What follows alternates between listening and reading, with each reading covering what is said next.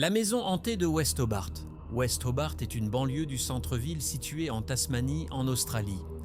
Au fil des ans, des dizaines de témoignages ont fait état de supposées hantises, d'apparitions fantomatiques et d'autres activités paranormales, rapportées par des touristes et des habitants de West Hobart. Et honnêtement, il n'est pas difficile de comprendre pourquoi, car West Hobart est une ville plutôt ancienne, avec une ambiance généralement inquiétante. Comme c'est souvent le cas, la plupart de ces histoires se sont révélées fausses, ou bien les personnes à l'origine de ces allégations ne disposaient passivement pas de preuves suffisantes pour étayer leurs dires, ce qui laisse supposer qu'il s'agit presque toujours de canulars. Mais il s'avère qu'au moins l'une de ces histoires contient une part de vérité. À la fin des années 1980 et au milieu des années 1990, des rumeurs ont commencé à circuler au sujet d'une maison à West Hobart, apparemment si hantée qu'elle rendait ses habitants fous. Au début, ces rumeurs ont provoqué une véritable frénésie dans toute la ville et les habitants faisaient tout leur possible pour éviter cette prétendue maison hantée.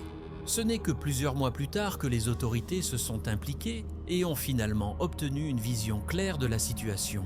S'il était vrai que les habitants de la maison semblaient sombrer dans la folie, cela n'avait en réalité rien à voir avec une activité paranormale, mais plutôt avec le fait qu'une vigne de datura avait poussé à travers les arbres situés juste au-dessus de la maison et laissé tomber ses feuilles dans le réservoir d'eau de pluie de la famille. Pendant longtemps, les habitants ont ainsi consommé à leur insu de minuscules doses de cette plante chaque jour, ce qui les a fait sombrer progressivement dans la démence. Au cas où vous n'en auriez jamais entendu parler, la datura est une espèce de plante de la famille des Solanacées, également connue sous le nom de herbe du diable ou encore trompette des anges, et vous allez vite comprendre pourquoi. Bien qu'elle ait l'air inoffensive, cette plante est connue pour ses propriétés hallucinogènes extrêmement puissantes, raison pour laquelle elle a été utilisée pendant des siècles par les tribus amérindiennes dans le cadre de rites de passage et d'autres cérémonies importantes. Les Aztèques utilisaient également la datura comme analgésique dans certains rituels, notamment lors des sacrifices rituels. Elle est aussi couramment employée comme ingrédient dans les rituels de zombification de la religion vaudou haïtienne, où elle est surnommée le concombre du diable. Comme vous pouvez vous en douter, la datura n'est pas une drogue hallucinogène récréative classique, et il y a une raison pour laquelle elle n'est quasiment utilisée que dans des rituels spirituels intenses et parfois par des personnes naïves qui n'ont aucune idée de ce dans quoi elles s'embarquent. À faible ou moyenne dose, elle provoque des expériences délirantes et extrêmement angoissantes. Et à des doses plus élevées, elle peut entraîner une paralysie, voire la mort. Aujourd'hui, la plupart des tribus reconnaissent la datura comme une plante hautement toxique et dangereuse, et elles ont, à juste titre, cessé de l'utiliser. Cropsey.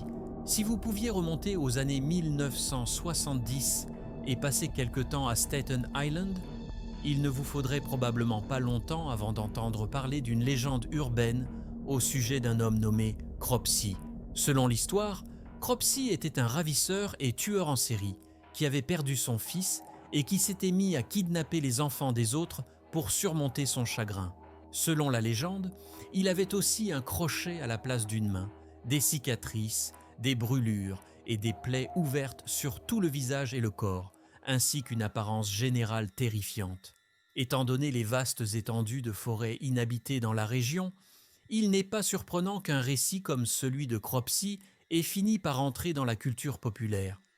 Malheureusement, ce n'était pas qu'un simple conte inventé par des parents de Staten Island pour empêcher leurs enfants d'aller trop loin dans les bois et de s'y perdre. Bien que la légende comporte des éléments manifestement fictifs, comme la main en crochet et les cicatrices, à un moment donné, au début des années 70, des enfants ont réellement commencé à disparaître à Staten Island. C'est à ce moment-là que la frontière entre la légende et la réalité s'est estompée. Et l'histoire du véritable Cropsey a remplacé la légende urbaine. Voici la véritable histoire. Andrew Rand était un homme originaire de Manhattan, né en 1944, qui a déménagé à Staten Island à la fin des années 1960. Après avoir travaillé pendant 2 ans dans l'infâme école d'État de Willowbrook, pour enfants handicapés, connue pour sa brutalité, Rand a été arrêté en 1969 et a purgé plus d'1 an de prison pour avoir tenté d'agresser une fillette de 9 ans. À sa sortie, 16 mois plus tard, des signalements de disparition de petites filles se sont multipliés à Staten Island, notamment celui d'Alice Pereira, une fillette de 5 ans qui jouait dans le hall de son immeuble avant de disparaître mystérieusement. Au cours de la décennie suivante, Rand est devenu le principal suspect dans plusieurs disparitions et meurtres de jeunes filles de la région. Mais ce n'est qu'en 1983 qu'il a été arrêté, après avoir emmené 11 enfants d'un YMCA local pour leur offrir un repas avant de les conduire à l'aéroport. Il a été condamné à 10 mois de prison. Pendant les années 1970 et 1980, des dizaines d'enfants ont disparu à Staten Island. Rand était souvent la dernière personne à avoir été vue avec eux, mais il n'y avait jamais assez de preuves pour l'inculper définitivement. Pendant de nombreuses années, il a été aperçu traînant autour des enfants, les accompagnant en balade ou les emmenant déjeuner et dîner dans des restaurants locaux. Ce n'est qu'en 1987 que la police a enfin trouvé des preuves irréfutables liant Rand à la disparition et au meurtre de Jennifer Schweiger, une fillette de 12 ans atteinte du syndrome de Down. En 1988, il a été condamné à une peine de 25 ans à perpétuité. Derrière les barreaux, de nouvelles preuves ont émergé, le liant à d'autres disparitions survenues dans les années 1970 et 1980 à Staten Island. Malheureusement, il n'a été inculpé pour un autre crime majeur qu'en 2004, l'enlèvement de Holly Ann Hughes, ce qui lui vaudra de rester en prison jusqu'en 2037. S'il vit jusque-là, il aura 93 ans à sa sortie. L'ermite du Maine. La vallée de Kennebec est l'une des plus belles régions du Maine, avec plus de 5000 miles carrés de forêt, de collines ondulantes et de paysages naturels entourant la rivière Kennebec. De nombreux propriétaires de cabanes de la région de North Pond décrivent cet endroit comme le plus paisible de la planète. Mais cela n'a pas toujours été ainsi. Tout au long des années 80, 90 Avosas 10 et du début des années 2000, plus de 1000 cambriolages ont été signalés dans les cabanes du North Pond. Pendant des décennies, personne ne savait qui était responsable de ces vols, d'autant plus qu'ils étaient toujours commis lorsque les propriétaires étaient absents. Ceux-ci ont fini par remarquer que les effractions semblaient suivre un schéma, atteignant toujours un pic dans les jours précédant le Memorial Day et après la fête du travail. Quant aux objets volés, ils allaient de la nourriture aux ustensiles de cuisine, en passant par des livres, des réservoirs de propane et toutes sortes de produits de toilette. En l'absence d'un suspect concret, les habitants ont fini par surnommer le voleur le North Pond Hermit, même si à ce stade, rien ne suggérait que les cambriolages étaient le fait d'une seule personne. Bien que certains groupes de propriétaires se soient aventurés dans la forêt pour tenter de trouver ce mystérieux ermite, ils ne trouvèrent jamais la moindre trace de lui, ce qui ne fit qu'ajouter à la légende. Un après-midi de 2002, une réunion des propriétaires de North Pond rassembla 100 personnes. Lorsqu'on leur demanda combien d'entre eux avaient subi des cambriolages, presque tous levèrent la main. Comme on peut l'imaginer, le North Pond Hermit devint rapidement une sorte de croque-mitaine, une légende racontée au coin du feu pendant des années. Personne ne pensait que l'auteur de ces cambriolages serait un jour retrouvé. Mais en avril 2013, un homme nommé Christopher Thomas Knight fut arrêté en pleine forêt, dans la région du North Pond, par un officier qui avait fait de l'arrestation du voleur sa mission principale.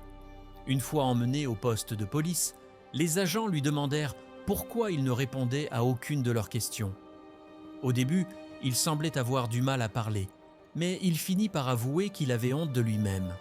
Il fut révélé que Christopher vivait seul au milieu des bois, dans une tente en nylon non chauffée, et survivait uniquement grâce aux objets qu'il volait dans les cabanes environnantes. De manière incroyable, il avait enduré des températures hivernales, descendant jusqu'à moins 20 degrés Celsius pendant des années, et n'avait pas vu de médecin ni pris de médicaments depuis 3 décennies. Ce qui rend son histoire encore plus fascinante, c'est que, durant tout ce temps passé dans la forêt, il n'avait eu qu'une seule conversation avec un être humain. Une rencontre fortuite avec un randonneur à qui il s'était contenté de dire « salut ». Il avait tellement perdu la notion du temps qu'il déclara aux enquêteurs qu'il vivait dans les bois depuis l'accident nucléaire de Tchernobyl en 1986.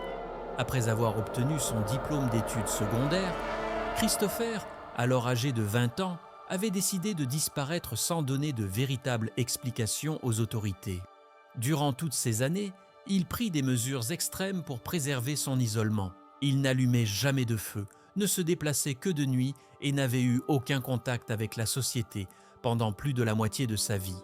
Il n'avait jamais conduit de voiture, envoyé d'emails, ni même entendu parler d'Internet avant son arrestation.